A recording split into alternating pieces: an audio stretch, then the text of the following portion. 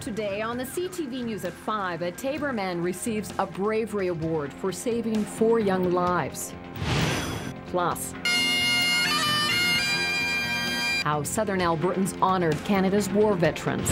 And why the Hurricanes will be without their captain for the next 2 weeks.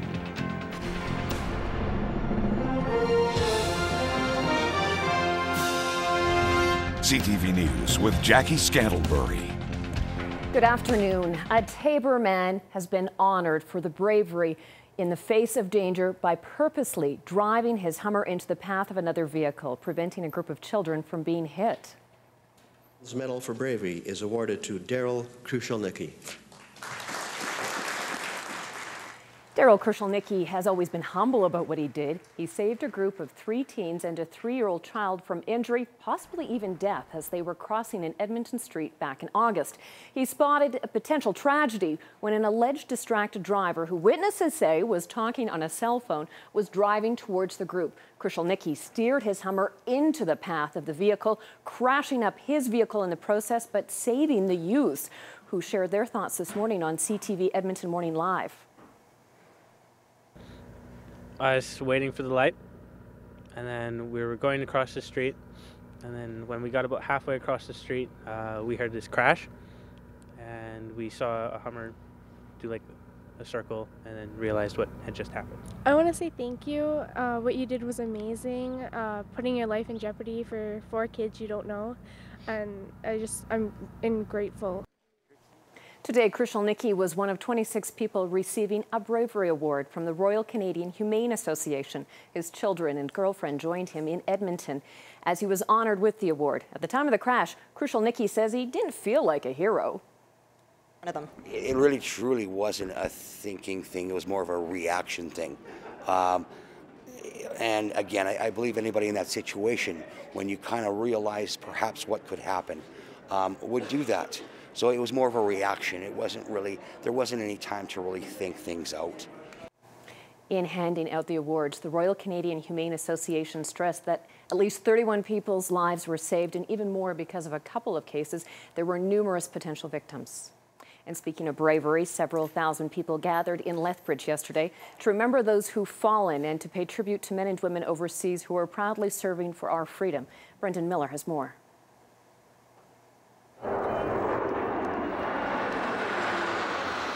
On a brisk Sunday morning, flying over the 4th Avenue tree line, the historic C-17 Globemaster of the 429 Bison Squadron pays honor to those who have given so much for our freedom.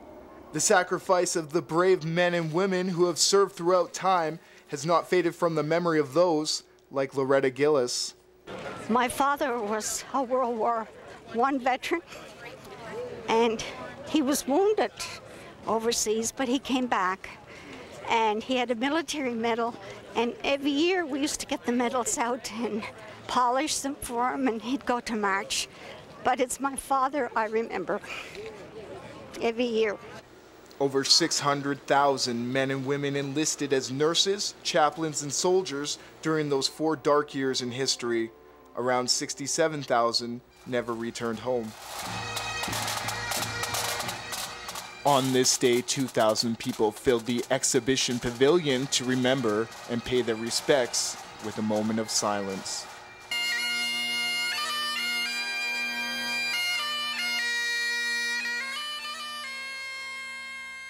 Well, Remembrance Day to me means remembering the service of my uncle who was killed in an explosion at the Somme in World War I, and the service of my 2 cousins in World War II. The people who have died fought for, and how we're free.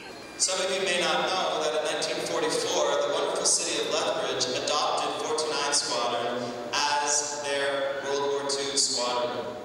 For the commanding officer of the 429 Squadron, this ceremony is not just about remembering those who died, but also the Canadians who stand in defense of peace in Afghanistan and other countries around the world.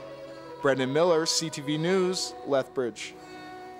The 429 Bison Squadron is based in Trenton, Ontario. It was adopted by the city of Lethbridge in 1944 when they were fighting in England, and reunited locally just 4 years ago when the squadron was given freedom of the sky.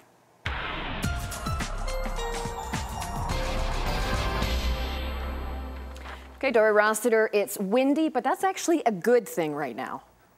Absolutely. That's what's bringing in that warmer air mass, Jackie. And as we head towards the weekend, would you believe we're looking at 10 degrees and sunny on Saturday? All areas of the province are going to be benefiting from that flow out of the southwest. And even up top, the winds will eventually be coming out of that direction. So we've got a good solid area of high pressure for a good solid few days. I'll tell you all about it in a couple of minutes. Thank you, Dory. Lethbridge police are asking for your help in locating a man who's wanted for being unlawfully at large. A Canada-wide arrest warrant has been issued for 29-year-old Jonathan Holy Whiteman. Police say he has strong ties to both the Blood Reserve and the Lethbridge area. Whiteman does have a criminal past and had been serving time in prison in connection to a stabbing, or been serving time rather, in 2009. If you have any information, you're urged to contact Lethbridge Police or Crime Stoppers. Meanwhile, Lethbridge Regional Police are looking for the person or persons responsible for stealing over $75,000 worth of construction equipment from a Northside business. It happened between September the 20th and November 9th at 1320 on 33rd Street North. Officers say a number of items, including a bobcat, were taken from an unfenced yard. Anyone with information, again, is urged to contact either police or Crime Stoppers. Well, the province is investigating a serious scalding incident at a southern Alberta group home that left a young man with second-degree burns. The incident happened at one of Ready Enterprises group homes in Medicine Hat on November 2nd. A staff member was lowering the man into a bathtub when he suffered severe burns. The home's executive director says the temperature control valve malfunctioned and that the staff member failed to check the water temperature prior to helping the man into the tub. The last defense we have is our staff to ensure the safety of individuals, and unfortunately they depended more on the temperature control valve, the mechanical device, than they did on the common sense of just testing the water. So it's really unfortunate. The employee involved in the incident has been fired. Ready is fully cooperating with at least 7 different agencies involved in the investigation. It's beginning to look a lot like Christmas inside the DA Electric Barn, where organizers are set to launch the 2012 Chinook Regional Hospital Foundation Christmas Tree Festival. This is the 20th year for the festival. Our cameras got a sneak peek at some of the beautiful trees this morning. The foundation is hoping to raise $105,000 to help in the hospital expansion. Officials say the funds will go towards the growth of the NICU unit, labor and delivery, and heart function clinic. It's going to mean more space, better equipment.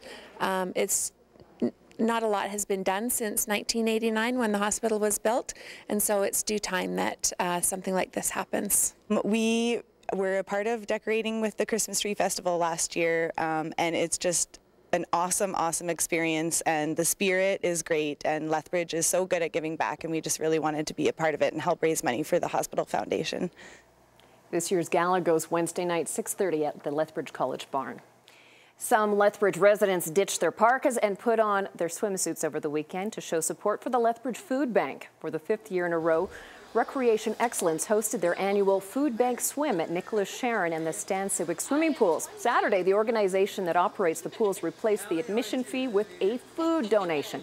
With temperatures dipping below -20 and wind chill involved, both pools attracted large crowds and generous hearts. An estimated 250 pounds of food was brought in to donate to the food bank.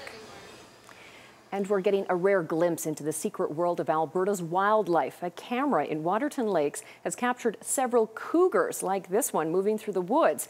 A mama cougar and her cubs frolicking in the meadow. And this cat encountering a skunk. He cleverly chose to go the other way. The camera also captured some bears, all fascinated by this one tree, even one using it as a scratching post. And this lynx photo is particularly special. It's the first time in many years a lynx has been spotted in the park. Time now for a look at the day's markets.